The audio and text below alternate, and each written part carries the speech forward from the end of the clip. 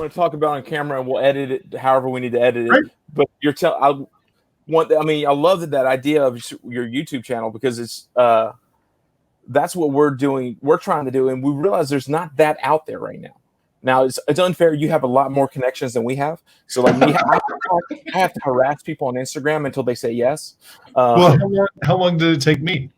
Let's see. I started back in July, August, and then persistence, Chris. So there we go. So it worked, and then it's been, we're fascinated. We love the art. We love what, like you're talking about. You're talking to James Steen. We love that, hearing the stories. Like we've had guys that you can tell they're not as enthused about doing it, but we've had guys from Lee Lowridge was on last week talking about books that he's did, and he's just telling stories about being a colorist. And he was sort of impressed, just to, hey, we're asking a colorist to talk about being a colorist, and that type of stuff. It was a lot of fun. Mike's having some internet problems, so hopefully he'll figure it out as he's switching in and out. But no, I love that idea of reaching out, and especially because you have all those guys on Boom that you have, because you've pulled in some amazing artists here lately, though you've always had them. I think it's one of those, the comic industry, the fans are paying attention to you and to Scouts and to AWA and all this IDW, instead of just being in the big three. I mean, you've stepped into the big three. I don't know if you caught my article. I'm like, you're one of the big, now it's the big four. Thank you very much. Really appreciate it. Well, part of, sort of that idea of with the interview show is that it's, make something that's really in depth.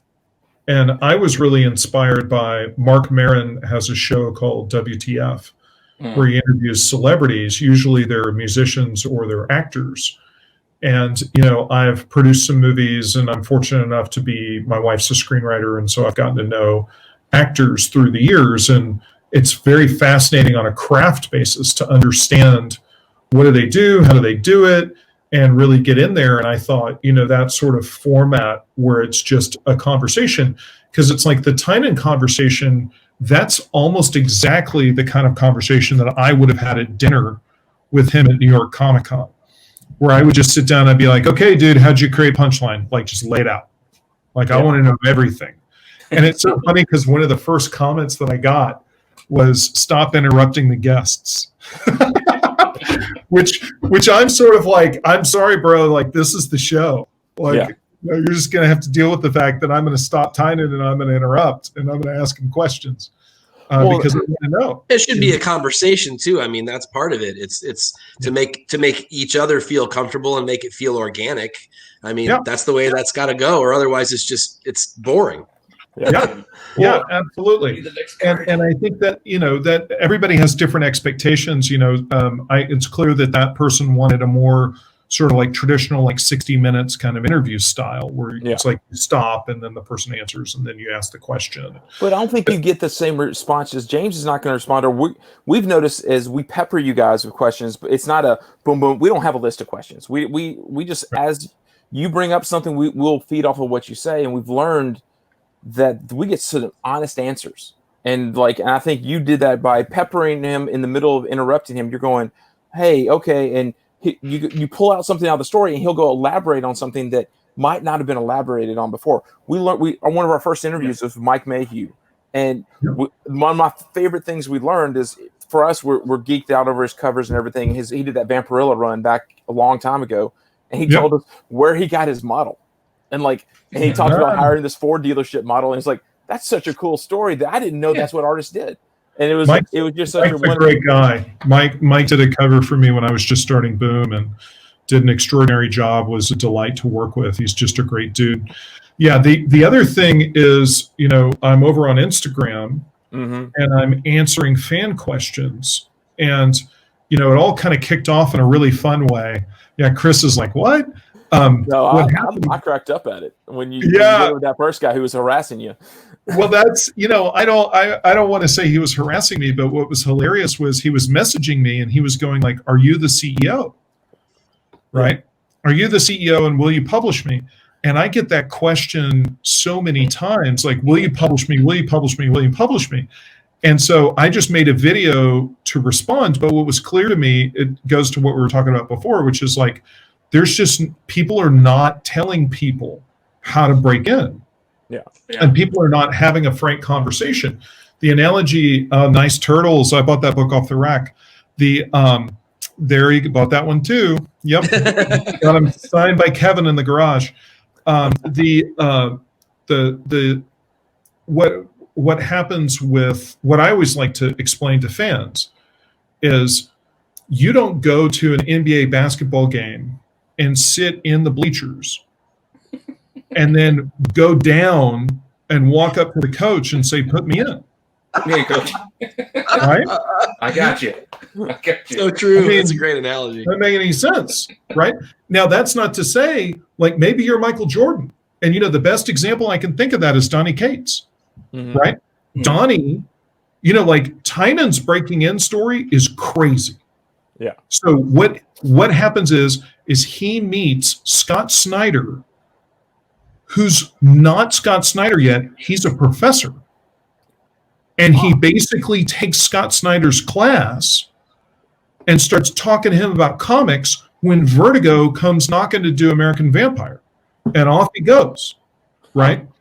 So, like, what a crazy breaking in story. Or, Kieran Gillen, what's his breaking in story? Kieran Gillen was a legit video game. Like, Kieran Gillen wrote reviews about video games for like 15 years, and he wrote a manifesto. So, like, in the video game community, Kieran Gillen is legendary. And so, like, he turned into this major writer in video games as well as music, and then went into comics, which is like, oh yeah, I've got a recommendation for you breaking in. Why don't you go conquer the land of video games, then conquer the land of music, and then go conquer the land of comics? Like, that's really hard, right? Yeah. But you look at Donnie Cates. Donnie Cates, he broke in at smaller publishers and laddered his way up. Yeah. And then when he did God Country, that was the big breakthrough book. And then Marvel came knocking and gave him a deal. And then you have crossover off the back of all of his Marvel work.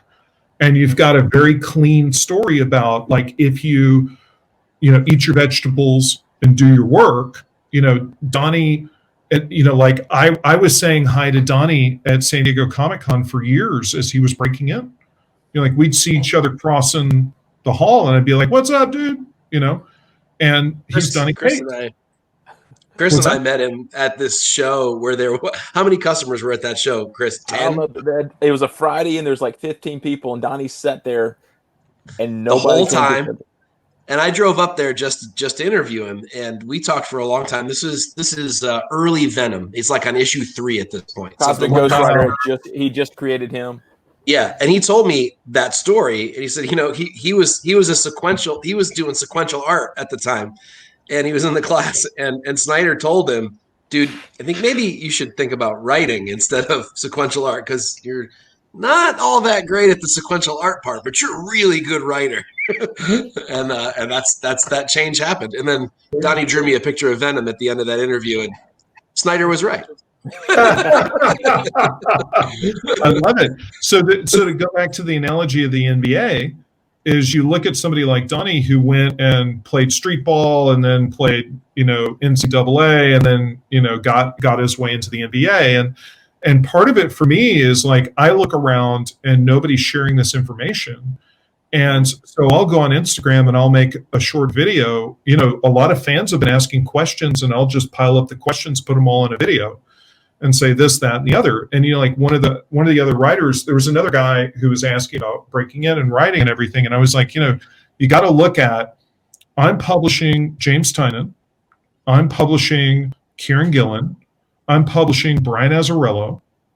I've got behind that Tom Taylor, Al Ewing, right? Greg Pak, the guy that created Planet Hulk, which was used for Thor Ragnarok. Yeah. Like, and I don't have infinite slots, right? Yeah. So, and the funny thing is, on Instagram, everybody's like, I want to write Power Rangers. And I'm like, well, wait a minute, like, am I going to go shoot Ryan Parrott? Right? The guy just posted up some of the best numbers we've ever gotten on Power Rangers and completely the franchise's new life, and we've got Mighty Morphin #1, we got Power Rangers #1, and it's like, that's your competition. So, I mean, do better. I loved it. Your first. Well, Go do better. Let me work off that idea for a second, because I think it's the right idea. You're saying it in a fun way, but really what the idea is what Donnie did when he broke in was he generated value, right? And so he did enough stories where you understood his voice, and you were like, oh, this is what a Donnie Cates story is. Yeah, he had a voice. And then you can start to conceptualize where that goes in the publishing lineup. Yeah. People always are like, I'm sorry, Chris, I keep interrupting. No, everyone's like, I'll write Power Rangers for free. I'm like, I don't want people to write for free. I want to pay people to write. That's not an inducement. Well, like, I recall that first video because it blew me away, because like, dude, this is a publisher of a company who's one of the big becoming one of the big companies now, giving advice to someone. And one thing that stuck out, because I have a buddy who it won't ever actually reach out to people, but he's a decent artist. I'm not trying to sell him at all, but I've told him, I was like, dude, watch this video that you did. And I sent it to him. And I was like, you're telling people you said, if you claim to be an artist, freaking publish your art, put it on IG and let people criticize you. And then, and Ben, or CBSI, our sort of leader at the CBSI or whatever, he started teaching us how to hashtag and like learning how to, you can't just put it out there and say art. You have to go, no, I'm going to tag people, and I'm going to tag people so they notice it. And I'm going to tag the right people. It doesn't do any good for me to tag you unless I want you to tag, because this is what I'm doing. I love what you did with Something's Killing Children or whatever, and going through it, or even going back to, man, Lumberjanes was my jam back in the day, and that type of stuff. Well, I'll give you a hack right here that's real simple if you want to get my attention, okay, is we put out blank covers for Something is Killing the Children, and what people have been doing is they've been doing fan art on the blank covers, right? And what I do that when they tag me is I share it to my Instagram story. And so I'm showing them to my audience, right? So that's a great way to get exposure. And we interviewed John Arcudi. He does that. He is great. He doesn't post anything because he's not the artist, he's the writer, but he posts all the time. He just gives people props. He'll just, hey man, this guy's great, and he'll tweet about it or Instagram it. It's great. Like, I follow him strictly because of that. And then we talked to him. It was just a great interview. But so that's a great thing for any of you guys to do. I think that's, Chris, you were saying that too, is that you don't expect someone of your stature to really be talking to the fans all that much. I mean, maybe a little brief, hey, thanks, a little fire emoji or something like that, but in general, not to actually give real feedback. That's rare, and it's really awesome. Well, I appreciate it. I mean, I just hope everybody's patient, because it's something that, like, I get up really early in the morning, and so that's usually best for me. Right? Yeah, the old military thing of like, I can get an entire day's worth of work done before anybody wakes up.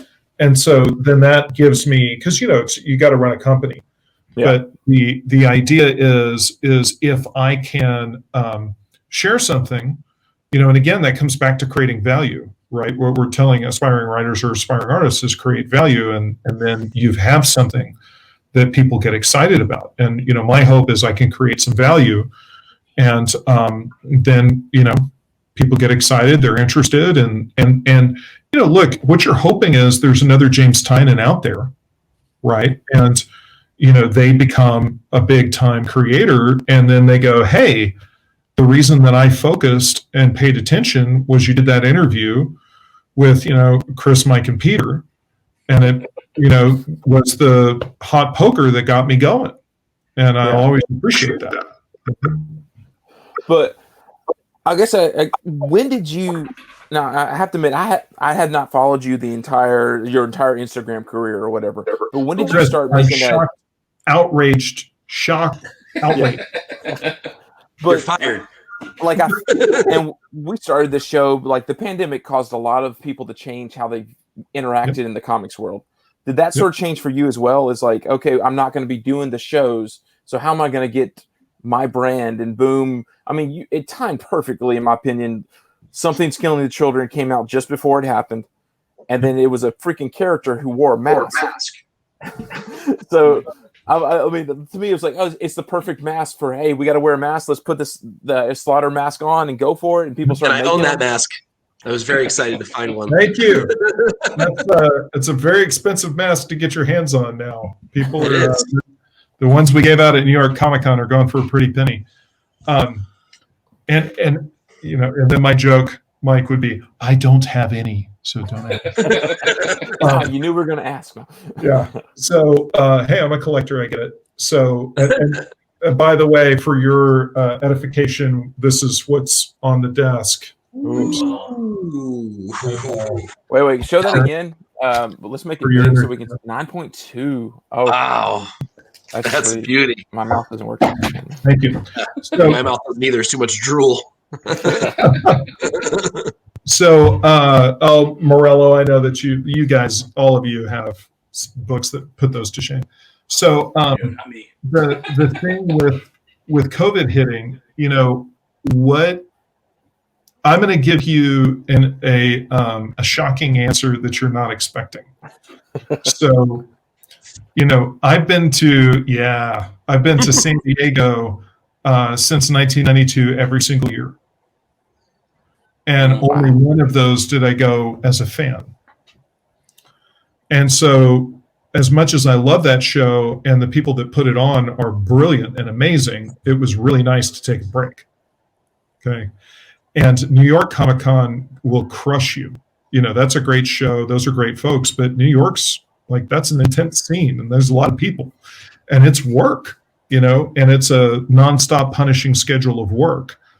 This and then this and then this and then this. And you're all on your feet and you're on all day. And your day starts at 6 a.m. and it ends at 2 in the morning. And, you know, you had a meeting with a licensor and you got to get up in the morning and put the notes down and email the team and make sure that everything's captured fresh. So I, for one, it's nice to take a break from the shows because they're not social for me.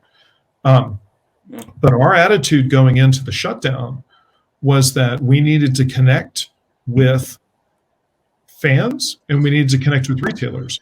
But the retailers were facing a situation after shutdown where you have no idea if anybody's going to come shop in the store.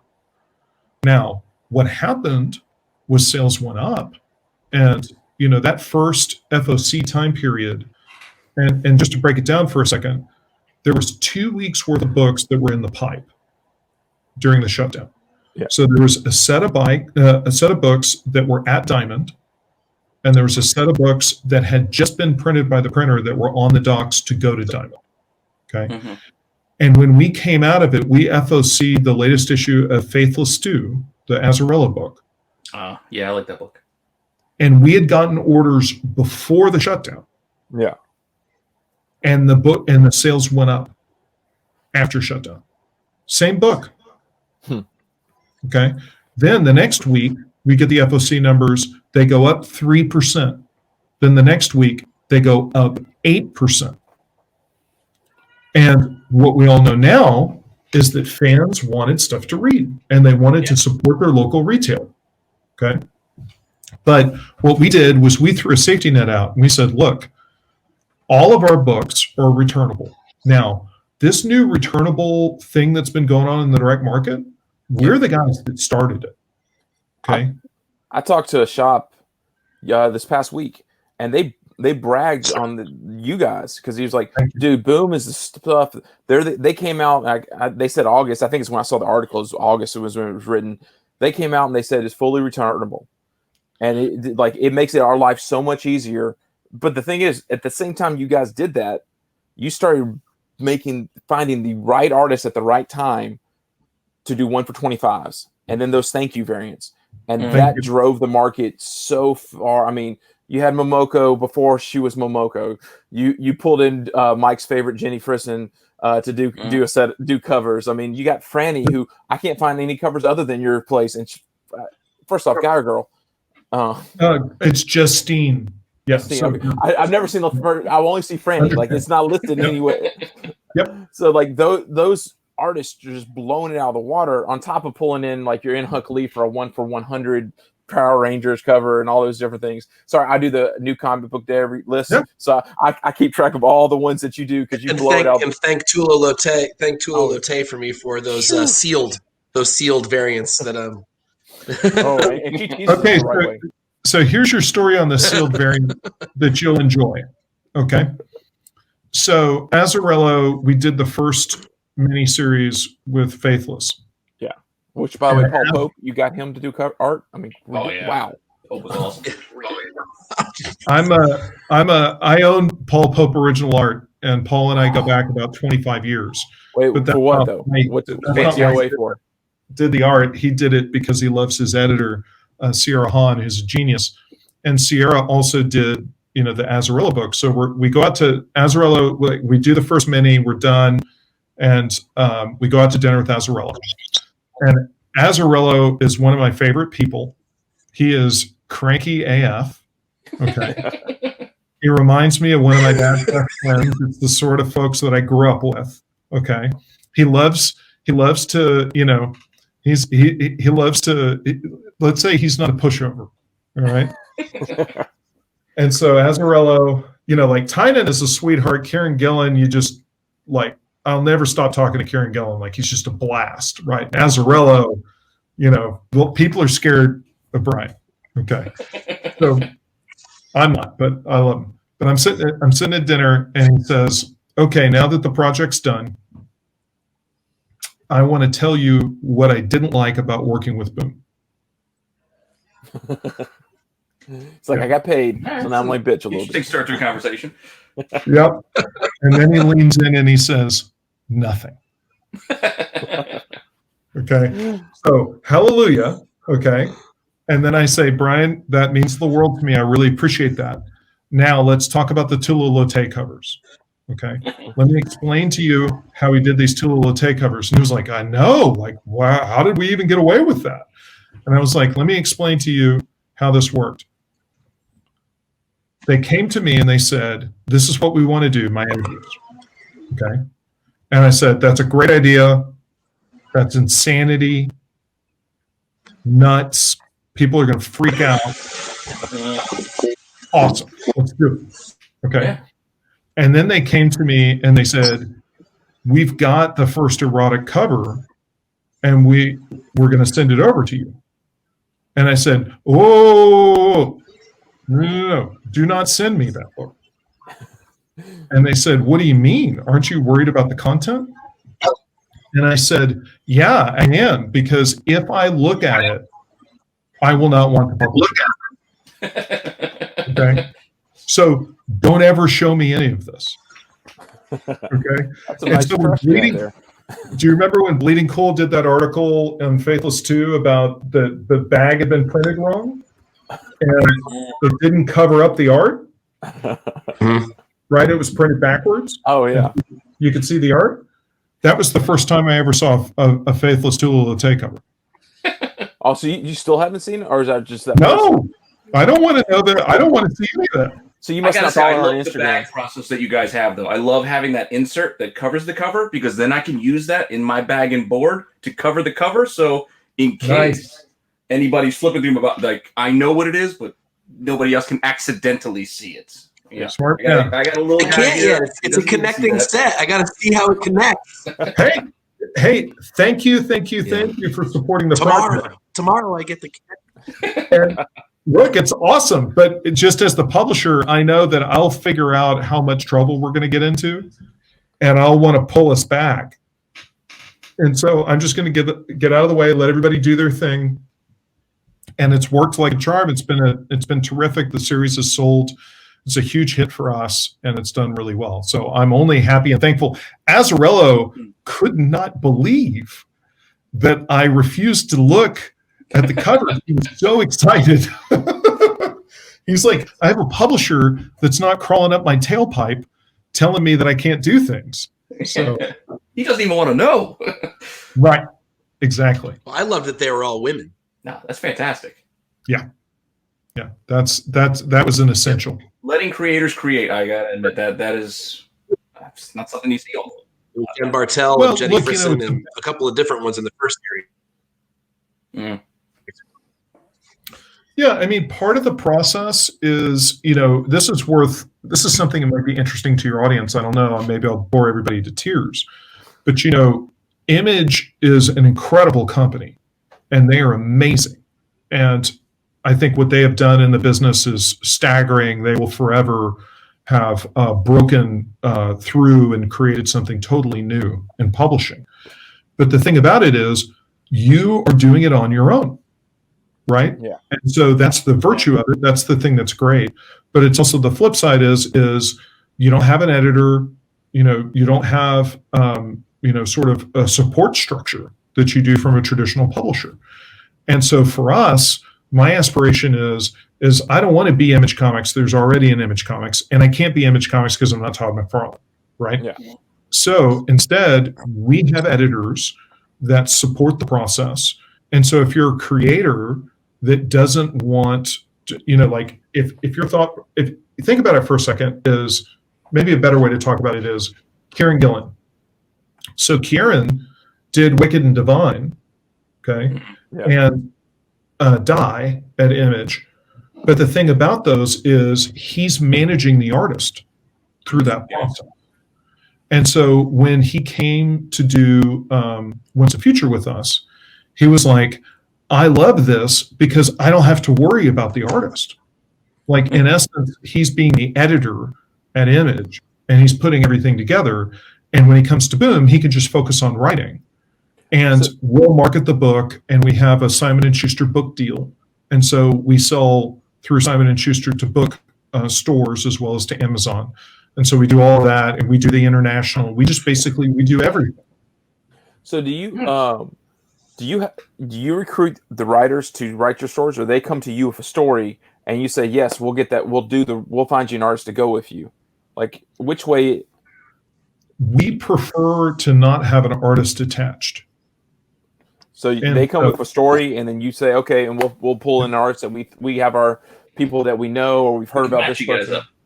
I like that. Yeah. Like the conversation with Kieran was a little different because we sent Kieran Dan's artwork and thought Kieran would really like Dan's artwork. Yeah. And so that happened very early in the process. I think that happened even before he had come up with the idea. And so we were like, we've got Dan. We think he was working on Klaus with Grant Morrison. We think he'd be a great match for you. Yeah. Klaus. Yes. Yeah. And so that worked. But generally speaking, the thing about artists pairing a writer with an artist, when a writer is pairing themselves with an artist, a lot of times you might have two guys that are friends and they get along well, but they might not be right for the project. Yeah. So like if I told you that I was going to pair Alan Moore with, Todd McFarlane and they were going to do Watchmen together, you don't want Todd McFarlane doing 9-panel grids, right? Like that doesn't, now they're legends. They're the greatest, right? Yeah. But it's like, it's not a good pairing. Now they might, Alan and Todd might have been friends and wanted to work together.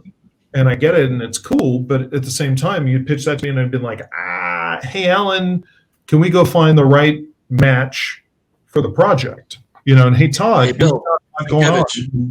That reminds me of All-Star Batman with Frank Miller and Jim Lee. Like, it just didn't really work together. The two of them together. Like, Jim Lee might have loved Frank Miller's art, but just the book itself just didn't work with the two of them. Well, and Mike, you go back to, you say, then they'll go call Image, and that's fine. It's like, for me, I think that we present very different value propositions. Mm-hmm. And so if you're in the mode of, hey, I'm going to go do this book, and, Image generally solicits when there's 3 issues on spec in the can. Yeah. Right. And so you're like, hey, I'm going to go do this book on my own force of will, and, I'm going to bank these pages and I'm going to go do it. Great, but there's a lot of folks that they can't do that because they have a wife and kids and they need to get paid on the upfront part. And so that's where we present, we pay upfront on page rates. So anyway, it's a little too biz oriented. I don't know if you want to plunge in on the 3 books we want to talk about tonight. Oh, for sure. Well, and actually it's perfect lead in. We got here. Hey guys, we're through Comic Monte. We've been talking for 30 minutes about actually introducing yourself. This week we have Ross Richie here with us from Boom. If you haven't seen, he's been around. He's promoting stuff. He's obviously an awesome dude. Just hearing him talk about different things. If you don't follow him on Instagram, we're going to have all that stuff on our site so you can see all the different ways to follow him. He's starting a YouTube channel, but he has chosen an awesome topic for us. He didn't really give us a topic. We took his books and we made it into a topic. But the topic we've decided to call it innovation. And it's a perfect topic for him because he already talked about one of the things I was going to bring up in reference to innovation. This entire stores being able to give you back the books. That Returnability. It's yeah. There's a story there that I forgot to tell, and then maybe we'll get into the books. But I think you'd get a kick out of it because we're talking about Peach, and she did that cover on Wind, #1, and the way that book came together was we were sitting here looking at post-lockdown that stores didn't have anything to sell, and I knew that we had a graphic novel, actually a series of graphic novels. But we had the first graphic novel was finished by Tynan. And it was supposed to come out as a graphic novel, not a comic book. That explains so much. Because it's such a thick book. Yes, exactly. And so it was in the can, it was done. And I basically called Tynan up and I said, I got a crazy idea. What if we break this thing into individual issues and we put it out as comics? Well, when I first came up with this idea, the staff said, you can't do that. And I said, why? And they said, thing is, what's that, Mike? I can do whatever I want. Well, there are limitations in space and time. Checks and balances, my friend. Checks and balances. And Mike, and Mike, I generally find that I do not let the limitations of space and time stop me. So, you got partners in your back. So they said you can't do that, and the reason you can't do that is previews. So there's not enough time to send the solicitation information to Diamond, have them collate it all, put it into the book, distribute it to retailers, get the orders, and then FOC the book. Okay, and so I said, yeah. What if we blow off previews? Okay. This is the worst idea in the history of bad ideas. Okay. The order process? Are you kidding me? And what I thought was, we'll go straight to FOC. Okay. And let's roll the dice and take a shot and a chance on this thing. And what it laid out was we had 5 days to market the book before orders.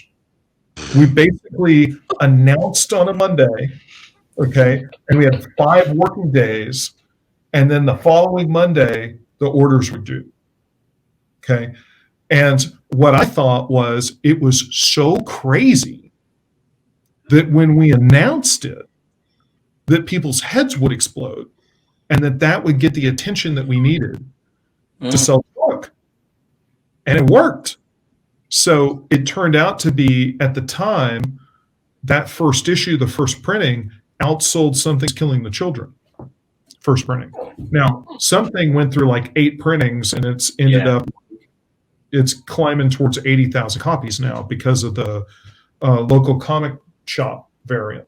Yeah, that's right. The comic shop variant got ordered through the roof. I'm sure. Because there's like a gold version of it, or a foil or something. Yeah, it's a foil version. Yep. Yeah. And so that really, down. Yay. Yeah. Great. Can't wait to hunt that down. Thanks. Appreciate it. Yeah. Well, so that was a fun thing. And so to me, it's like, how do you create a safety net for your retailers? And then how do you give them something to sell?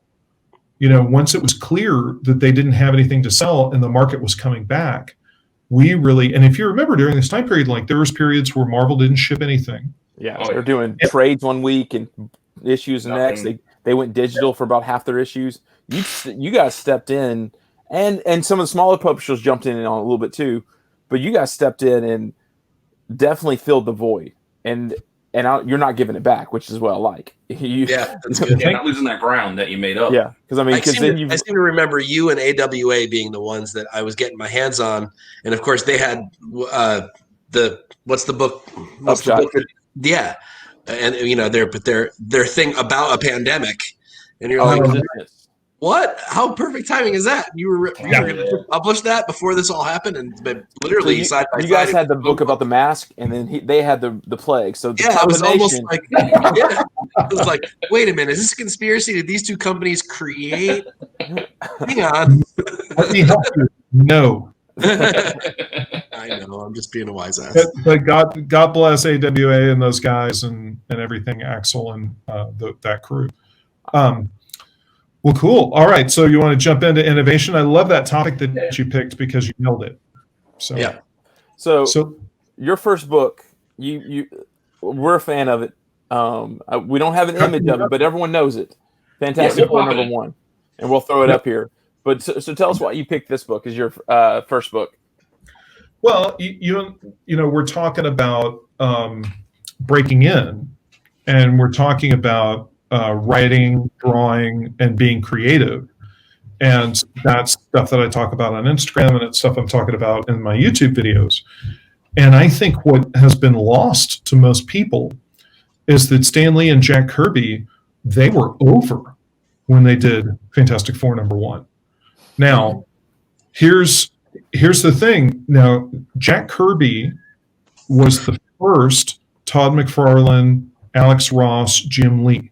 Okay, the first issue of Captain America Comics #1. You've seen it where Captain America's punching Hitler. Okay, so that book sold 1 million copies, and the reason that it sold 1 million copies is because of Jack's artwork. Okay, now I'm going to go on a little tangent, and so have some patience for me here for a second. As long as it's about comics, we're okay with that. All right. Well, you're in fine company. That's all you're in I'm the right talking. place. Yeah. Captain America was not an original idea. And I mean that literally. Okay. Joe Simon, who was the writer, inker that co-created Captain America with Jack Kirby. Okay. Joe Simon was the first editor-in-chief of Marvel Comics before Stan Lee. Okay. And Martin Goodman, who was the publisher, he had a rule. There was only one kind of comic book that he wanted to publish. He wanted to publish whatever was popular. I've seen that. That's Now, here. Did you just put up a Fantastic Four #1? Yeah, he had to show it off. Yes, sir. Damn. I had to. I had to. I mean, I don't get a chance to show it off very often. Where do you live? I had to be that guy. Are you going to be going on vacation anytime soon? Like frozen. I look I got great the in gold the records one over now.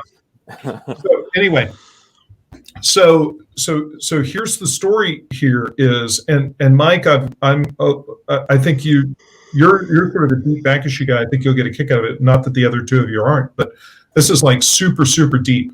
Okay, so the first character that Timely created was in the pulps, and it was a character called the Masked Rider. Okay. They just brought him back for Marvel 1000. Yes, that's right. That's right. Oh. Yeah. So here's where the Masked Rider is from. There was a Lone Ranger radio show, and in the opener, they would describe the Lone Ranger as the Masked Rider, using those exact words. Okay. And Timely, which is the precursor to Marvel, just ripped it off. That's a good name. So exactly. And so when I say Martin Goodman liked whatever had been proven, like whatever was a hit, he wanted to do more of that. Okay. He would literally wait for things to be a hit and then go figure out how to copy them. Now the second character is Kazar. And Kazar is a blonde Tarzan. Okay. And he was created in the pulps before they did comics. Yeah. So Joe Simon knows this. And what Joe Simon does is he goes to Martin Goodman and he has a drawing, which you can Google. If you just Google Joe Simon, Captain America, It's the famous Joe Simon drawing of Captain America as the character design. Okay, and he says the company. I'm going to call them Archie, but at the time they were called MLJ. Okay, Yeah. because they hadn't published Archie yet. When they published Archie, they changed the name of the company to Archie. But he basically says MLJ has a superhero who is patriotic.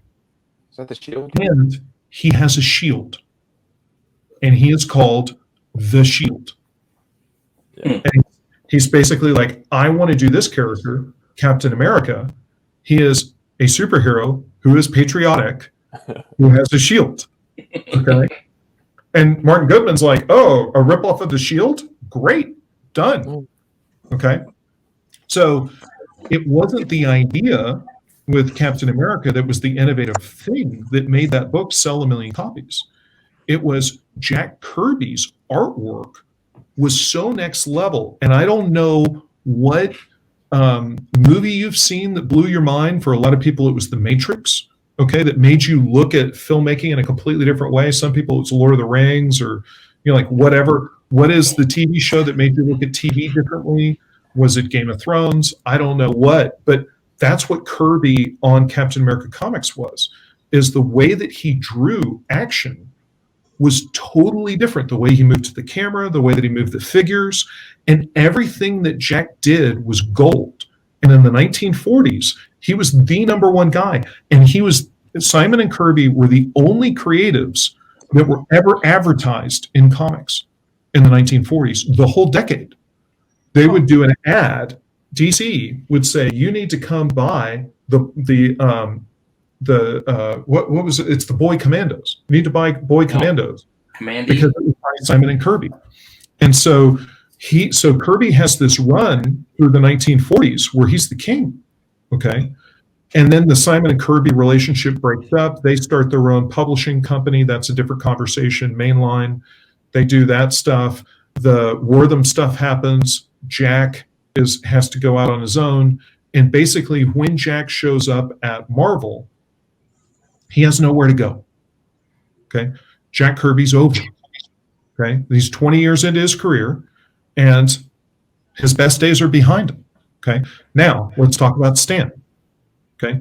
So Stan takes over. Joe Simon goes to World War II, and Stan takes over as the editor-in-chief.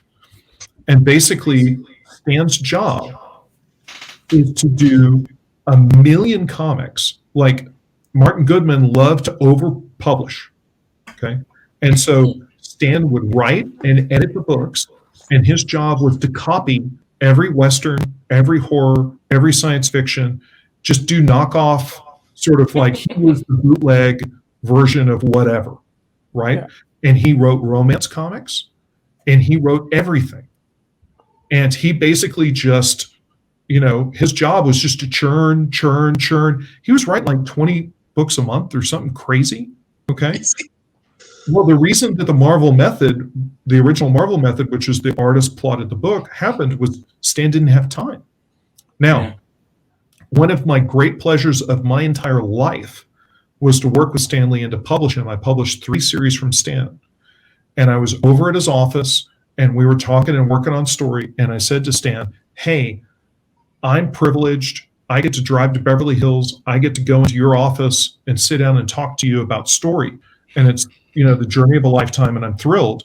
But there's a bunch of kids that are over at Boom, and they'll never have an opportunity to meet you. They're going to have to go stand in a big line and wait 3 hours to be able to get your autograph. And would you be so kind as to come by the offices just before Christmas and just say hi? Like, walk in, it'll blow their minds. It'll be incredible. And Stan instantly was like, yes, of course, I'm happy to do it. That's awesome. It's fantastic. He was delightful. I had a great relationship with him. So he came in, and of course, instantaneously, there's this ring that's formed around Stan, and he was making fun of our offices. He said they were too neat. They look like a bank instead of like an editorial office. He was razzing us on all this stuff. And I pulled this comic book out from the 1950s, science fiction horror that was called Menace. It was by Atlas back then. Okay. And I said, hey, Stan, I'm going to put you on the spot. The first story in this comic book let me tell you what the plot is. The plot, and by the way, you wrote it, Stan. Okay. Here's what the plot. Here's what the plot is. The plot is mankind has created robots. They can pass for human. They are out in the population, and people are scared. So there's a detective, and he's going through and he's hunting down these androids, these robots, and trying to be able to tell which one's human and which one's an android. And at the Blade end, Runner? Yeah, he likes origami. At the end of this 8-page short story, it is revealed that he is a robot.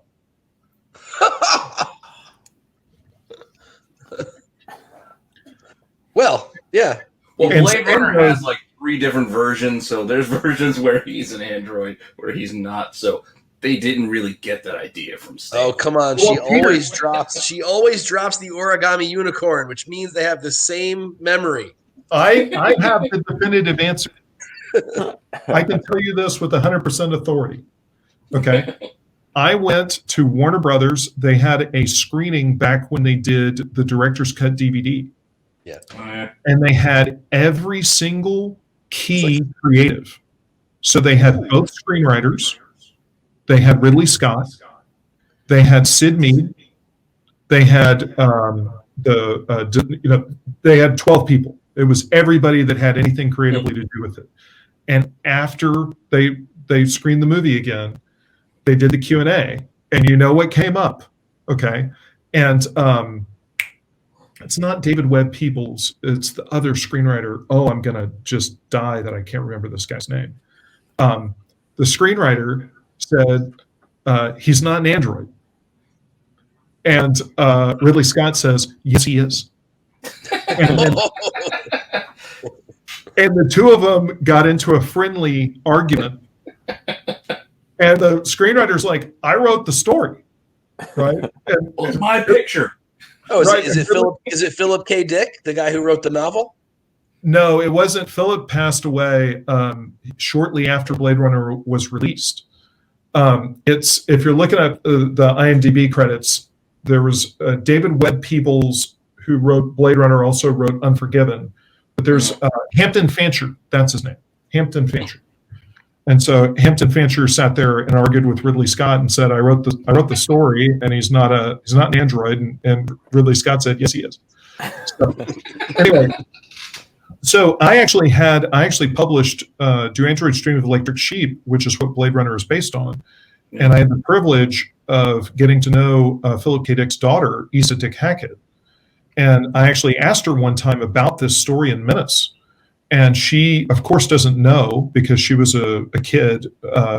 When I'm not sure she was born when the book was published, originally in 1968, "Do Androids Dream of Electric Sheep." But she said that her dad definitely read comics. That's authenticated. That's a known fact. And so, did he read comics in the 1950s and that idea kind of stuck in his head? I mean, who knows? But it is pretty amazing that there's that coincidence. Now, to get back to the topic of innovation, and we're talking about Fantastic Four #1. So here comes Stan Lee, and he's been writing comics for 20 years, and he's been writing the things that the other professionals don't respect, right? It's knockoff stories, it's bootleg, it's the also ran, it's the watered down version of whatever's a hit. And these two guys get together and they create the Fantastic Four. And the thing about that, I think that's important to tell everyone, is those guys were 20 years in on their careers. They were well into their 40s. And if you think about what that did and how that changed everything, and now with Marvel as a brand, it's changed entertainment. It's changed the world. Now, it changed comics back then, but this has changed storytelling universally. It's changed film, it's changed TV, it's changed merchandising, it's changed everything. And that's two guys getting together that, Jack had no harbor, he had no company that would hire him, and he had Stan, who was roundly dismissed as a writer because he'd written a bunch of stuff that was not innovative and not clever. And so the thing about it is you've got to look at that and say, it's never too late. And if you dedicate yourself to your craft, amazing things happen. And I think the story is incredibly inspirational. Definitely, especially for somebody who's in their 40s. I can still create something that will change. No, Pete, you missed the first part. They spent 20 years and then they created something. Well, you gotta spend the 20 years. I've been collecting comics for 20 years. I've done a lot of things for 20 years. Well, so that goes back to, don't be the guy in the bleachers at the NBA game.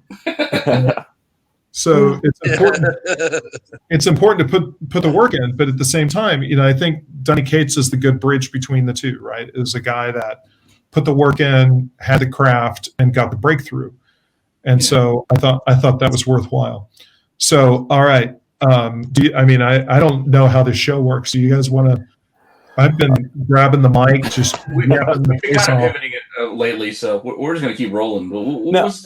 And we're going to throw in some. We talked about we actually chatted back and forth about innovative things that we saw, and just like not just Boom and other companies, but also just books in general. And we're going to drop some of ours into the article that we write, so to counteract yours, but also to value your time and our time and whatever. But the next book that you listed, and it took me a second. You put Saber at first. When I read it, I read Saber 2. Oh, it should have been right. But it's pronounced Saber, but it's S-A-B-R-E. Yep. So I read Sabretooth, but then I was like, no, Saber. And for a book, now the graphic novel, you talked about the original. That book's come up a couple of times in our shows because of not the graphic novel, but the series that came out a little bit later because of John Arcudi brought it up because of Billy Graham. He did the art. I love Billy Graham. So what a tragic loss. Yeah, it was a guy like I barely knew, and then he brought him up like, oh God, he's a freaking genius. Like when you talk about innovative styles and artists, and what he did on Heroes for Hire, and then he was from Warren, and being a black artist at the time period and all that stuff. It was a fascinating interview. If you got time, which I'm sure you have. One of the things I want to really point out, and it was also on Black Panther. Don't forget. When it was called Jungle Action. One of the things I really want to point out for Marvel was hiring a lot of African-American talent at that time. Yeah. So Keith Pollard had great runs on Fantastic Four and Thor. There's Billy. There's Ron Wilson. Like, if you read Marvel 2-in-1, I met Ron at, he was going to New York and San Diego, and I just fanboyed out on him. That's my childhood right there. Thing I didn't realize, and I went back and looked at the Thing run, and I'm like, oh God, like it really was pointed out to me. I didn't realize how just powerful some of those images were that he drew. Yeah, I've never been a Thing fan, but right? Didn't Arcudi bring up? Yeah, that was one of his three. He was like Billy Graham, Ron Wilson, and Matt Baker were his big three. Oh yeah, well Matt Baker, Matt Baker's fantastic. That guy's a genius. But there was a ton of. I'm going to forget. I'm leaving out a bunch of other African American artists, but during that time in the '70s, you see Marvel is. Marvel's always been such a progressive place, and there was a tremendous number of Latin American artists that were working at Marvel, whether they were Puerto Rican or they were from Latin America. Different ethnicities, different parts of the world, but they had always been really innovative with bringing in different people to do their stuff. So anyway, enough of that. Saber, the original one, the one that you want to talk about, 1978, I think is the year I saw. Yes. Yeah. And so let's talk about the creative team. So Don McGregor. So Don is one of the true innovators in comics. And the thing that so there's two series that Don is known for. Okay. The first is Killraven, which ran in Amazing Adventures. And what Amazing Adventures is, this Killraven run is in the early 70s, Conan was the first licensed Marvel comic. 1970. So Stan is publisher. So Martin Goodman had just sold the company to Cadence Corporation. And Stan saw this opportunity to become the publisher of the company. And if you ever wonder why at the top of those Marvel comics of that era, it says Stan Lee Presents, the reason is because Stan was worried. Stan didn't want to be the editor-in-chief anymore. Mm-hmm. And because it was too much work to write everything and basically corral all the cats. And Stan still wanted to be involved creatively with Marvel and shape its direction, but he was worried that that Cadence would buy Marvel and realize that they didn't need him and show him the door. And so Stan plasters everything with Stan Lee Presents in an effort to, because, and the thing you got to remember is this happens around 1970, and Jack Kirby had left 2 years before, and Steve Ditko had left 4 years before. And so the key creatives that had built Marvel had left. And Stan, and now this is my conjecture, I never had the conversation with Stan, but you know, from my perspective, the way I look at it, all the books I've read and the people I've talked to, putting it all together, Stan was worried that Cadence would buy the company and show him the door. And so he really asserts himself as the creative voice at Marvel. And arguably, you know, he was the editor-in-chief and the chief writer at the same time. We've never really had that paradigm at any company ever. DC had never had a chief writer that was the editor-in-chief and controlled everything. And so Stan's insecurity really puts him to the fore. Now, so he gets the promotion. He goes upstairs to be the publisher, and he brings in his protege, Roy Thomas, to run the line creatively. And Roy says, I really love Robert E. Howard, and I want to get the rights to do Conan. And somebody in your audience will be able to vet this story better than me. But I want to say that the licensing fee, it was either $75 or it was $150. But Stan thought it was too expensive and didn't want to pay it. Okay? Right. And if you look at it from Stan's perspective, you know, Stan's perspective was just go in the other room and create a new franchise.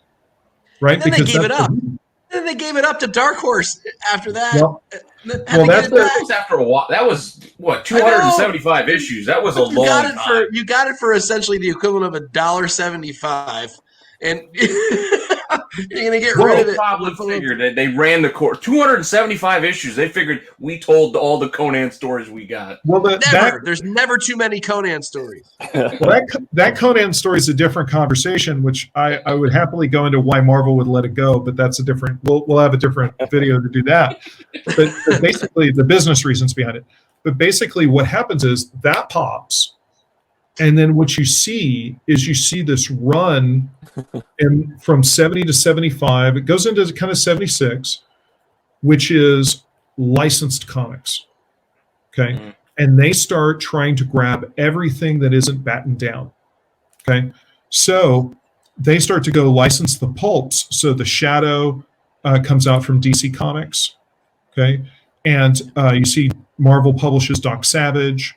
So they go for the authors that pre-existed before comics, and then they start licensing everything that isn't nailed down. And like one of the ones, Shang-Chi, like the whole story behind the Master of Kung Fu is that is based, originally Fu Manchu was a pulp character written by Sax Rohmer and was a villain. And so what they're trying to do is they're trying to figure out, how do we do a villain series? And basically, Steve Englehart and Jim Starlin decide that they can't.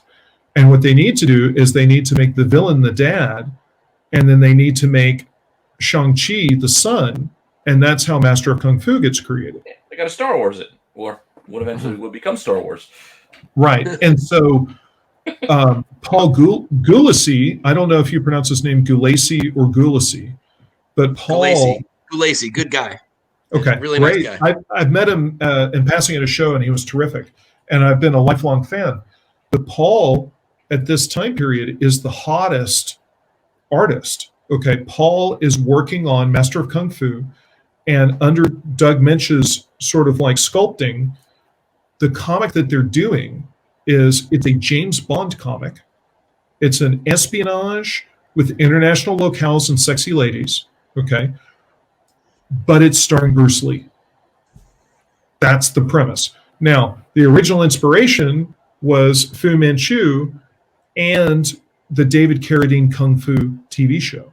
So that's what Jim Starlin and Steve Englehart are doing, but they leave the character very early. And by the time Doug Mensch gets his hands on it and Gulasi's doing it, is Gulasi's doing this approach, which is James Bond, but starring Bruce Lee. And it's the hottest book. And when I was a kid, okay, I've got some age on you, I believe, but when I was a kid, if you were cool, like I had an older brother, and you would listen to the older collectors, right? And sort of like, yeah, you're reading Captain America, yeah, you're reading Justice League, so's everybody else. Like if you're cool, you're reading Howard the Duck, okay, and you're reading Master of Kung Fu. Like those were the books, right? And then later in the early 80s, it becomes Cerebus. Okay, those are, if you have taste, those are the books that you're reading if you know your stuff. So Gulasi's the guy, okay? McGregor, to get back to the licensing. So in the early 70s, they want to do War of the Worlds, okay? So the first issue of Amazing Adventures that features the Killraven storyline in it is a War of the Worlds story. Which and I it's still never understood.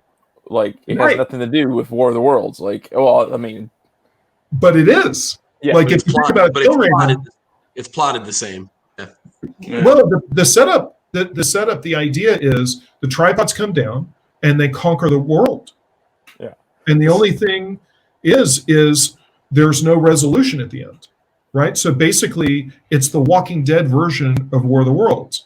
It's where the story continues. That's fantastic. I love that cover. Forever and ever and ever. Right. With Killraven just standing there with his, like, blue vest on, and like it's like, what's going on? Don't focus on the outfit. Okay. And so Killraven and his little band, okay, so McGregor takes this over, and if you look at the creative teams, they were going through, you know, the first one is written by Jerry Conway, and then it's handed off to Marv Wolfman, and they just hand the baton, and nobody wants to write this book. I think Archie Goodwin's in there, and then Don gets his hands on it, and Don starts to write this really emotional, really cutting edge, really brilliant, serious, literary. Now, this is the time period when it's starting to dawn on people that comic books could be more sophisticated. And Don is pushing that agenda forward. Now, clearly, Denny O'Neil and Neil Adams with the Green Lantern, Green Arrow stuff really blew that door open. Okay, but Don is working in that vein, and he's trying very much to tell a really serious story. Now, the other aspect of it is you put in the Panther's Rage storyline, speaking of Billy Graham, from Jungle Action, which is Black Panther. And for the audience that doesn't know, Don McGregor told a multiple chapter story with the Black Panther, which is basically structurally the movie. Okay. And it was, some people consider it the first graphic novel that was serialized, okay? Because it's so multi-chapter.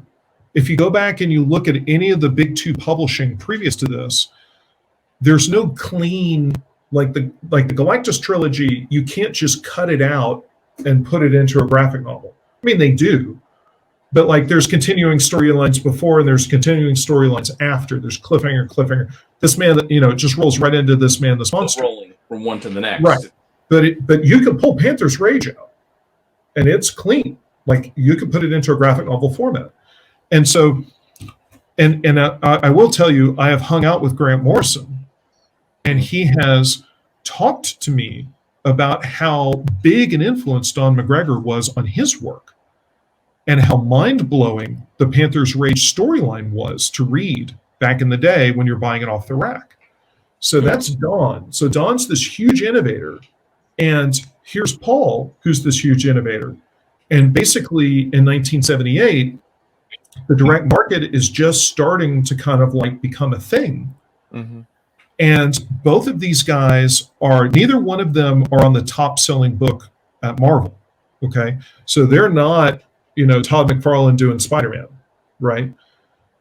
But they are recognized by fans as the best of the best. And so they step out and they go to, and now I'm really going to get out over my ski tips, so smack me around, okay? But I think that book, Saber, it's the first modern independent comic. Through Eclipse Comics. Yes, that's the first. If you want to look at, that's Images, that's Boom's great granddaddy. Yeah. So No, I did. Eclipse was innovative when it came out, and that was the book. And it was like when you pull up pictures of the cover. I mean, it's like a black or a sepia tone cover. Like it's That's not right. even. It's a black and white, or depending on how faded you get. That's right. Yeah, and the thing is there was a company before that was called Starreach. Okay, Mike Friedrich created this company, and they published a lot of Big Two creators like Jim Starlin, okay, like Paul Levitz, like Steve Ditko. Okay, but Starreach is a little different, and Starreach was a little different because they kind of came out of the underground comics movement. Okay. And it was more about, it wasn't continuing characters, it wasn't kind of franchise concepts. It was more about taking the Marvel and DC writers and artists that were interested in keeping their own copyright and just letting them do whatever they wanted to do. They're beautiful books too. For anyone who just wants some beautiful covers, just go get those Starreach books. They're incredible. Yeah. I have a full set, so I'm all in. But I think when you look at like the model that Image and Boom and IDW and Dark Horse and everybody is operating within, like arguably there might be no Eclipse without Starreach, but Eclipse is the first time that you see it commercially expressed. It's this is made for comic book fans. Look at this. And by the way, I don't know if you've copped to this, but the lead character is Jimi Hendrix. When I look at the picture of it, and we'll throw up, it definitely looks like Jimi Hendrix. No. It's Jimi Hendrix. Oh yeah, never mind. With a 6-shooter. I'm not even a 6-shooter. It's like an old. No, Chris, I don't think you heard me correctly. It is.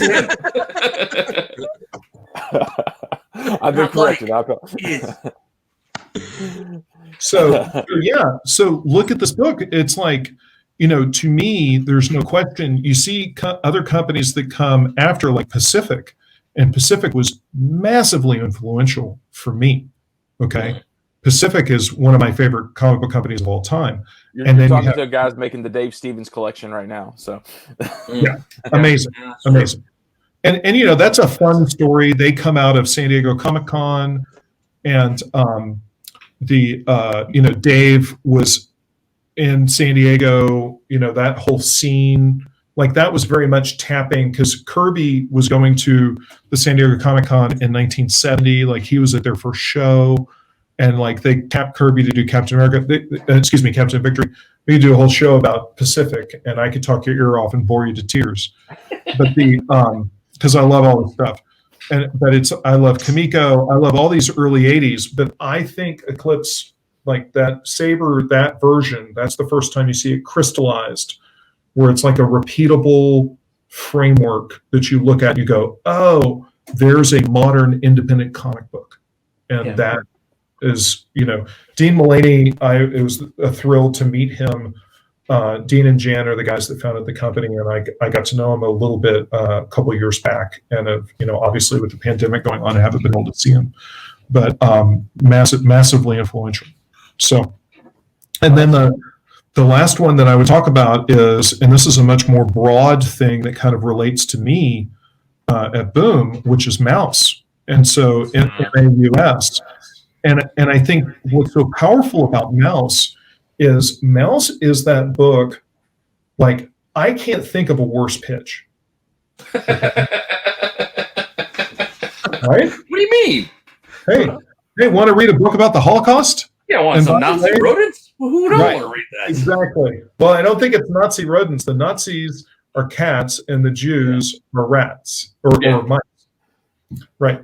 And so you're in this situation where it's like, when people give that book to you, or when you hear about that book, or you get your hands on that book and you read that book, it is a staggering work of brilliance. Absolutely. But it could not be a worse marriage of material and approach And I think that's its genius, right? It's like somebody's like, hey, do you want an avocado and peanut butter sandwich? Right? And you're like, that sounds terrible. How is that one of the greatest works of literary fiction of the past 30 years? Right? No, what you're thinking is dipping your fries into a Wendy's Frosty. Like, why would you want to do that? But then when you do it, you're like, oh, this is actually kind of tasty. Hey, it's somebody, weird. somebody dove to the bottom of the ocean and saw a underwater cockroach called the lobster and decided, let's cook that and eat it. Let's So, eat that. you know, Exactly. humans do strange things. Yeah. But And thank Spielberg, God they do. he keeps doing that though. Was the he did after that one? He came out. He of course had Mouse 2, and Yeah. then he had he did the Two Towers. He tackled 9/11 with his, and it's in the book itself is this giant hardback graphic novel tackling the Two Towers. Like I can't remember what the book is called. I have it. I just haven't. I think it's in the Shadow of Two Towers. Yes. And I've been joking around a lot all night tonight, but I'm an English teacher by my day job. And, when you talk about how to break into that kind of stuff for some of your lower level students, one of the things you suggest is Mouse. Yeah. And a couple of others. If somebody's a little bit more literary, you might say read Neil Gaiman's Sandman or something like that. But Mouse is always the go-to, and it is regarded by students and teachers much like any great work of American fiction. It should be. And Art Spiegelman is an artist, capital A. And, he deserves all the accolades, and I'm a huge fan of the book. I just kind of want to point out as a publisher what an unlikely idea it is.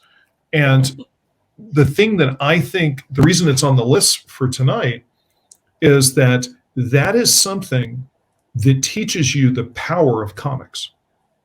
Yeah. Right? If you make that into a movie, I don't care. Right? It doesn't work, right? You make it into a TV show, it doesn't work. You make it into a novel, it doesn't work, right? Only comics can do that. And the thing to me that propels me as a publisher is sort of all three of these things as you put them together, right? Number one is it is never too late for anything. It's not too late for me. It's not too late for you. It's not too late for the next artist. It's not too late for the next writer. Like there could be somebody that's had a 30-year career. I could name your least favorite writer or your least favorite artist, and they're capable of doing the next great thing. And my job is to pay attention. Okay. Well, to spin off of that, you talked about James Tynion earlier. Yep. He wrote freaking Detective Comics, and no one cared forever. And then all of a sudden he does stuff. Well, okay, people cared, but not in the same. But then he switches to Batman. It's the same character, but That's somehow people love his run on Batman. Okay, I'm getting offending the Batman fans in the room here. No. Like, it's just a different mentality. I think people who read, I don't know why. It just is. It's just. I mean, and I'm not discrediting what he did. I'm just like, did he change as a writer when he switched? But like, I have ideas about that, but we'll talk about it in a second.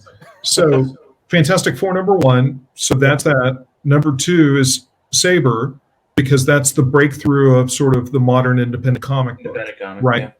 And then 3 with Mouse is I read that and I go as a publisher, I go, comics can do anything. Comics can tell any kind of a story. And that's where you see in my publishing things like Lumberjanes. Like when we did Kaboom Comics, I was told specifically by the business that kids don't read comics. I was told by the distributor, Diamond, they said, what are you doing? Kids don't read comics. Okay. And I had first read my first comic I read when I was 6.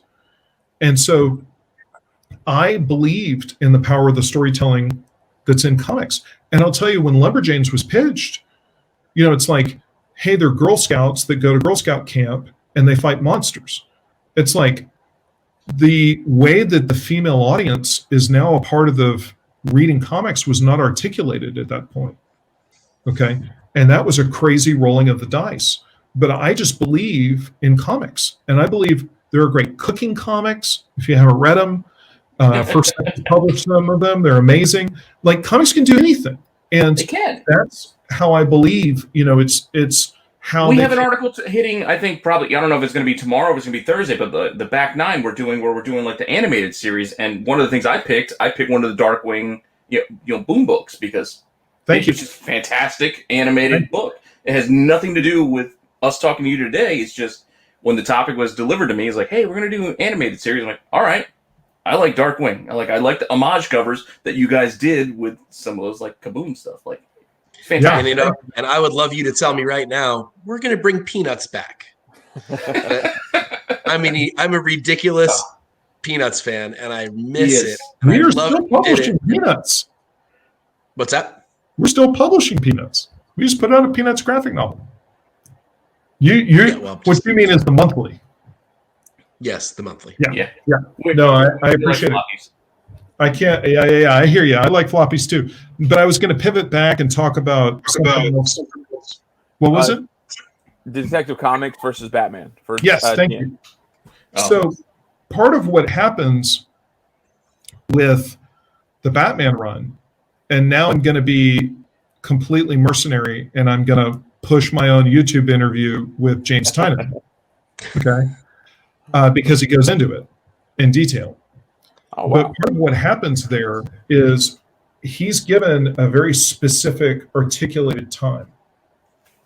So he's going to come on issue 86, and he's got to be done on 99 or 100. It's not clear which one. Okay. And it's like, this is it, bro. Right? And so at that moment, that does something to you, right? Well, you have to remember an end game in sight. Like, here's your finish line. Like, you're going to plan differently than if you're going to keep going. Well, and for Detective, the thing you got to remember is he was the ringleader on Batman Eternal, which was a year-long weekly comic. And he had come out of working with Snyder on Batman during the Court of Owls, which is a high watermark creatively on the character. Yeah. And so he had gone through that process. And so when he's on Detective, the approach of putting Clayface on and sort of making it a family that's a team. It's not really a team, but it's kind of a team book, right? So he was doing some things that were really different. And so, and had come off of big runs on Batman already and had really made his mark. And so then, he cycles away from the character, and then he's given that time frame. And at that moment, then he's like, okay, I'm going to load up the gun. I'm going to put all the bullets in the gun, and off we go. So that's right. Now you're making me want to go and watch your YouTube video. Good job. But this is what I love, what we do and what you're going to be doing, which I don't like the competition. If you throw us some of your guys know. There is no competition. We're helping each other. It's all the same place. True. It's not. Loving comics. That's just it. Can we for everybody, Chris? I know. It would be great if people would stop trying to compete and just share everything. Yeah, I was joking about not buy DC because I like buying Marvel books or whatever. Like, we can buy everybody's books. I can buy Boom books. I can buy Dynamite. I can buy everybody's books if I want. I buy everybody's books. I buy Image, IDW, Dark Horse. I buy them all. I bought a Zenoscope book today. So how great! These guys are really nice. I like these guys. Yeah, so. they are. Yeah. Thank you so much for being with us. I know you got so much coming out. I mean, I do have to mention, how did you come, or was it Al that came up with the longest title for a book in comics? We are only, how do you say, I can't even say it. We only find them when they're dead. Yes. I'm going to help you. Okay. Do you know that garbage song, I'm Only Happy When It Rains? Yes. Yeah. Oh, there you go. Now you'll never forget it. We only find them when they're dead. Because it cracks. The only reason I say it's the longest title ever is because when you have to write it every week because you have a great variant that comes with it, it's like, dang it, I got to write. Christian Ward's doing the variant, or whoever's did this past week's. No, they didn't come out. You had a great second print that Oliver did, I think. Or seriously, my mind is blown by that. I'm like, holy shit, that has the same I can't shake it now. I'm like, poor Pete, you just exploded his brain. Good work. Do you have anything else that you want to throw out there? I mean, you're talking about your YouTube channel. Of course, you got Berserker. You've been talking about that on every show. that I've seen that you've been doing, which I love. So let me make sure I understand this, Chris. Hang on a second. So you don't want to talk about Keanu? We can definitely do it. I also know I can go watching someone else's thing. I want to know what you want to talk about. So if you want to talk about Keanu, I will gladly let you talk about Keanu and talk about the Berserker pitch and everything. Well, for me, it's interesting to me. We ruffled a lot of feathers. Yes. And by kickstarting that book, and I don't even like to say that we kickstarted it because I don't believe that we did. Okay. Mm-hmm. Yeah. In the way that people use that term. And they say crowdfunding, we didn't need to fund that project. That project was funded. What we used Kickstarter as was a digital store to sell 3 volumes of a trade before it came out. So we did digital pre-orders of a trilogy. And, you can set up, consumers would be able to order off of Amazon 3 volumes like that. It is super complicated and hard.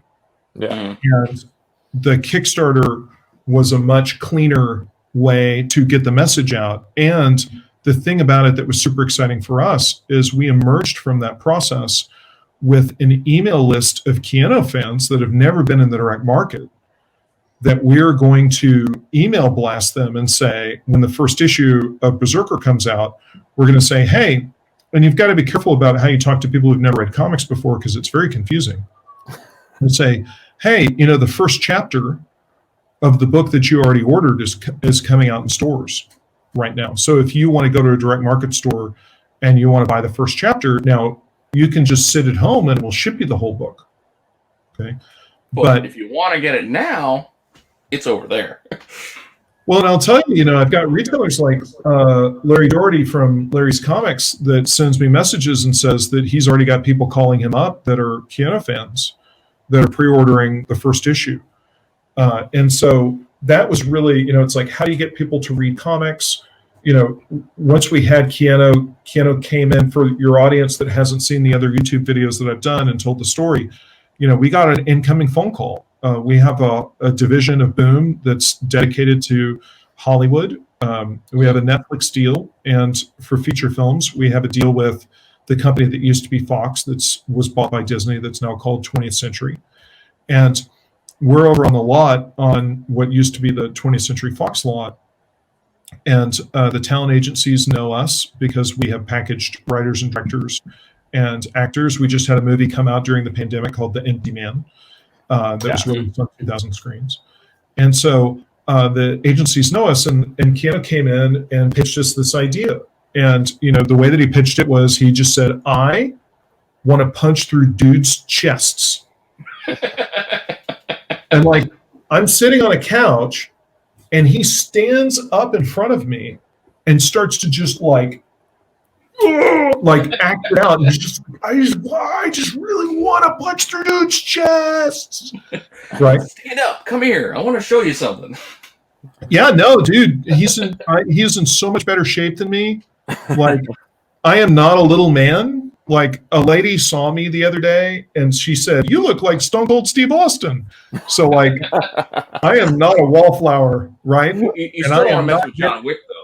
But yeah, no, Keanu wiped the floor with me. There's not a conversation.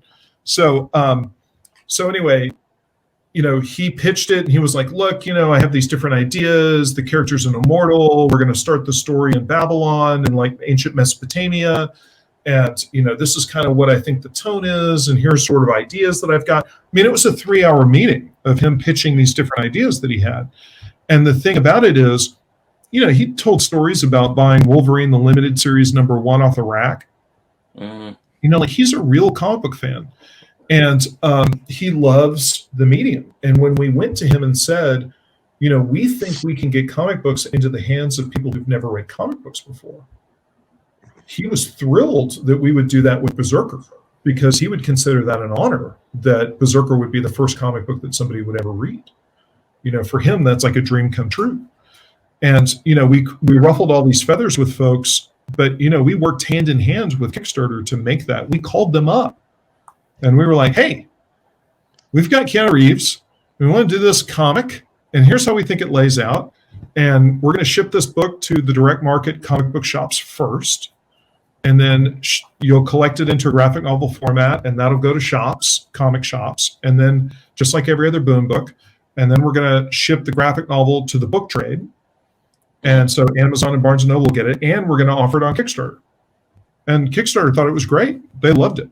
And they helped they helped us every step of the process. Well, I think that part was genius because it brought people to Kickstarter that normally, like, I know I went to Kickstarter when I heard between that one and is it Scott Snyder's Nocturna, or like those two books, like, brought me back into like I occasionally have gone to, but those brought me into where, you know what, there's quality on here. And then like we've talked to now some indie guys, Bob Sally, and he was like, dude, I got my first start, and it was so hard. Now I can understand from his view, like if you've hustled your way through Kickstarter, how frustrating what you guys did would be to go, hold on a second, you're bringing in the big boys, but I'm like, dude, I went and looked at your thing, and I bought your thing because I went and looked at Berserker.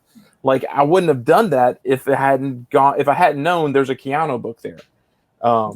You bring more people to the platform. Yeah.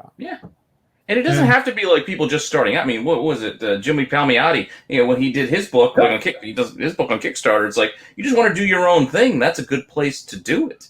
Like, where you don't have to. Look at the board game business. The board game business is, like IDW has kickstarted Batman the Animated Series on Kickstarter.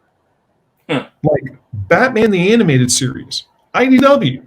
Yeah. Right? They've done a title you think would sell itself that you don't need to do Kickstarter. But it's not just about like crowdfunding. It's just kind of reaching that broader audience. Also to see interest too. You want to gauge interest and see, is this something that we should do? This is a passion project.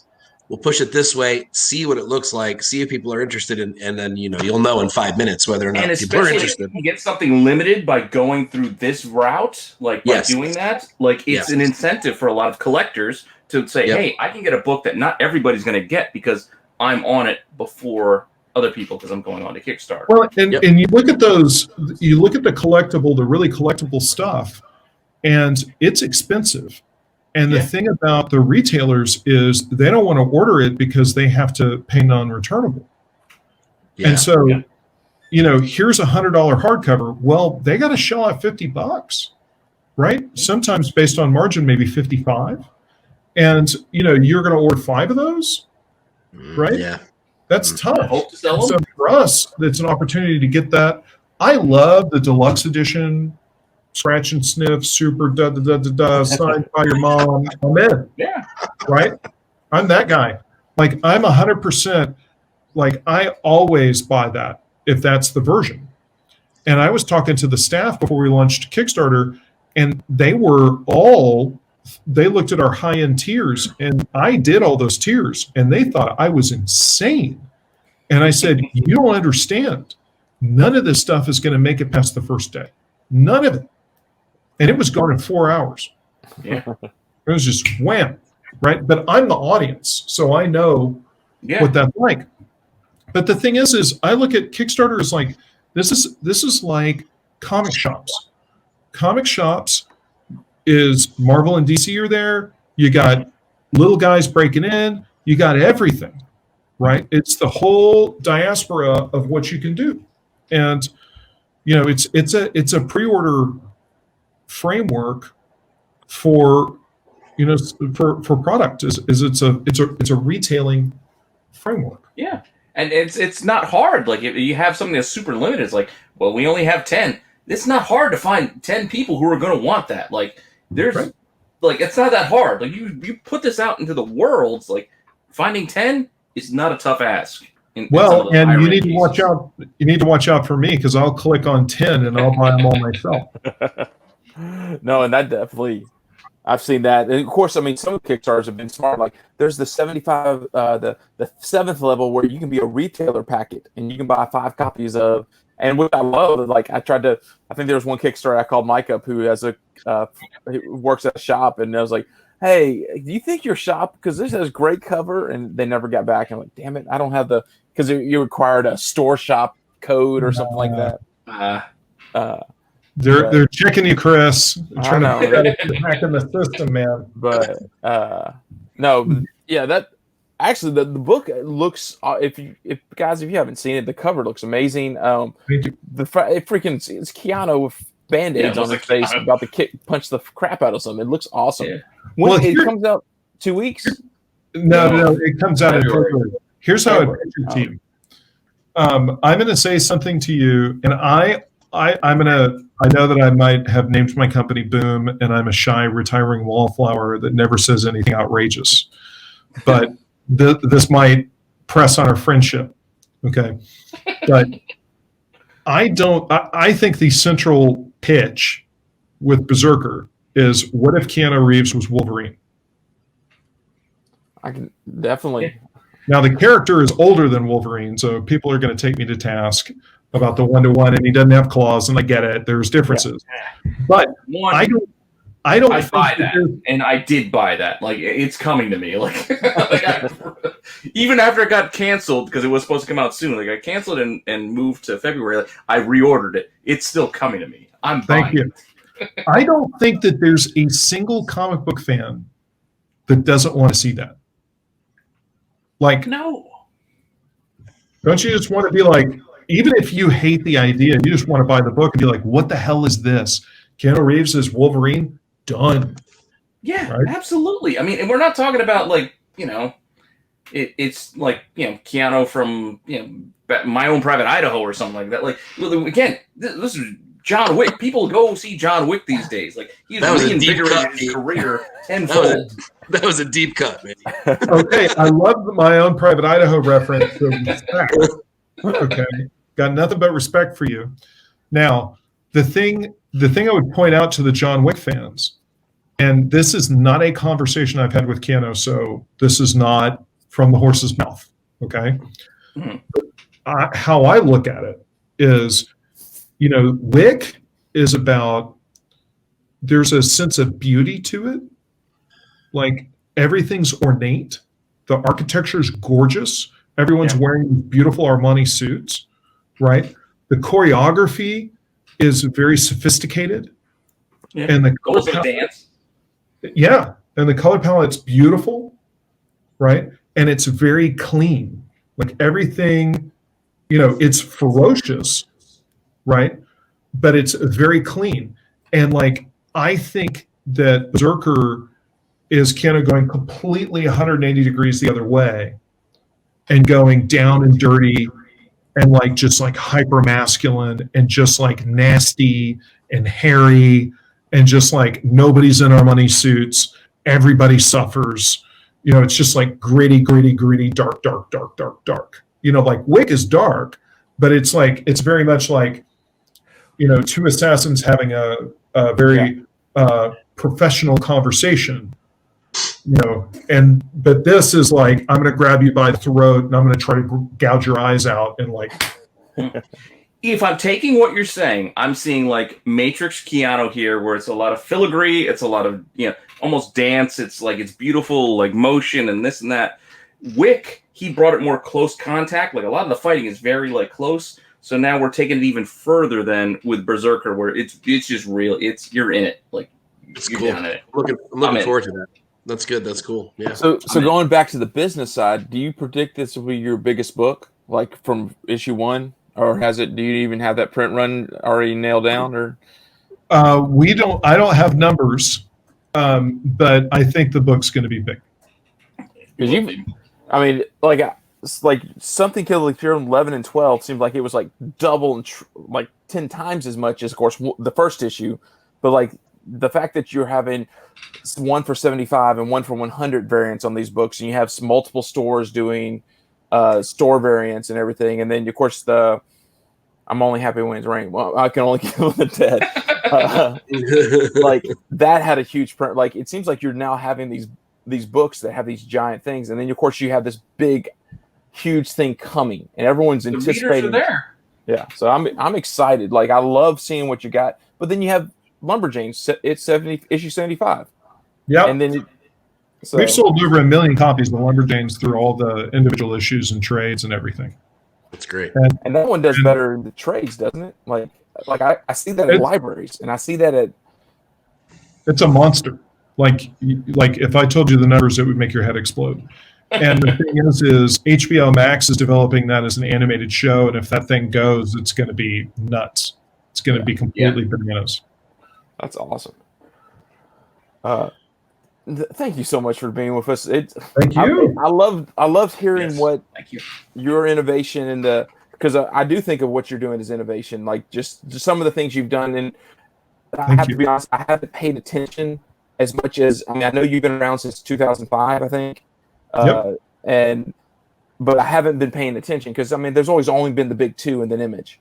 But this year, I hate to say you used the pandemic. It feels like you used the pandemic to just get your name in there fighting for your space. And I think that was innovation, taking advantage of something. Smart is what it was. Yeah. Thank you. So I have some fun here because my first proposition for tonight's topic, when Chris was asking for 3 books to talk about, is I said, let's talk about our 3 favorite Boom books. And I'll tell you, I got the nicest email back, which had a incredible sort of like, I have 2 daughters. I've got a 6-year-old and an 8-year-old. And like Chris was like, hey, I understand that you want to talk about your company. I was like, damn, Chris has skills of like telling somebody no in a way that is the softest, nicest, sort of like can't push back on it. Chris, it's okay. You can blame me if you want to. We can do this publicly if you want to. Chris definitely did it. But you can blame me. We want to feel like an advertisement, but at the same time, it's not that. Again, we want you to talk Darkwing. I love What's in Future. I love Something Is Killing Children. I love Joyride. Going back, like there's tons of boom books that I love. I just didn't want the implication or the idea that, hey, you're talking about this because that's who you have. There's tons of those kinds of shows on the internet. There's tons of those kinds of shows on YouTube, and we just wanted to have fun with you and geek out over some comics and talk some biz. And it wasn't about. And we're happy to advertise your stuff. Clearly, we've been talking about it for the last half hour. So I appreciate it. First of all, I get to tease Chris, so that's important. Okay. I like it. Keep going. And then second of all, what I'm implying is the reason, until Mike told me the truth and Peter started throwing out things, but what I was implying was that the reason that Chris didn't want to do that was that he has come to the company recently. And so he doesn't have the deep cuts. I got you. Okay. So, well, mine would have been all Peanuts Kaboom books. So, hey, I love it. I love it. Well, no, I was going to pull out some deep cuts with Bee and Puppy Cat, and I was going to try to see how deep I could go because I can definitely go. We still have deep. the article. We can put the stuff in the article. We just don't have to. I love it. Bifurcate the. Peter, you will be gratified to know that we just got the first. Oh, I think I just caught myself. Yep. You almost got something there, but I'm gonna bite my tongue. But anybody watching really closely will be able to figure it out, and Peter will figure it out afterwards, I'm sure. Mike looks like he's figuring it out right now, so I'll be quiet. I'm trying to put all the pieces together. yeah, it's there. Yeah. I'll be quiet. So anyway, thank you. This was terrific fun. Thank you. Especially enjoyed at the end being able to tease Chris, even though Mike and Peter wrote it. All right. Thank you for your time. Support your local retailer. Absolutely. So, I know that there's a CBSI has speculation in the title, which is very scandalous for my retailer friends. There's a lot of retailers that. What's weird is the 3 guys you're talking to are the 3 guys who write articles that really aren't the speculation guys. Yeah, we don't. Actually, we write. All our articles are about the cheap books that you can buy that are just beautiful that aren't worth anything.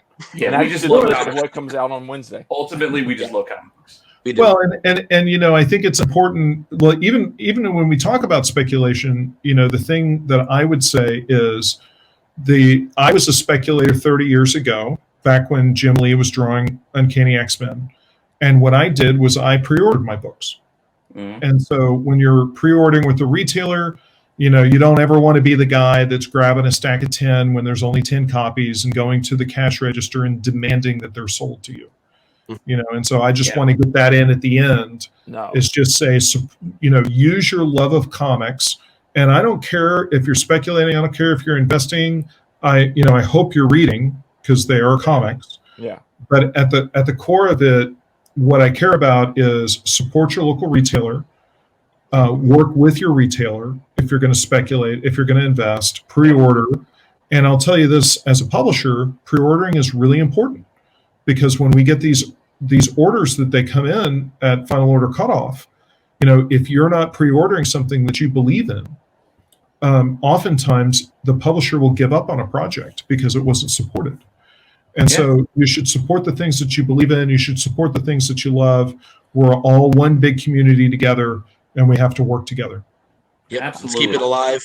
Keep it alive. Absolutely. Support your local comic shop. Thank you for saying all that. That's fantastic. And thank you so much again for your time. This is really fun.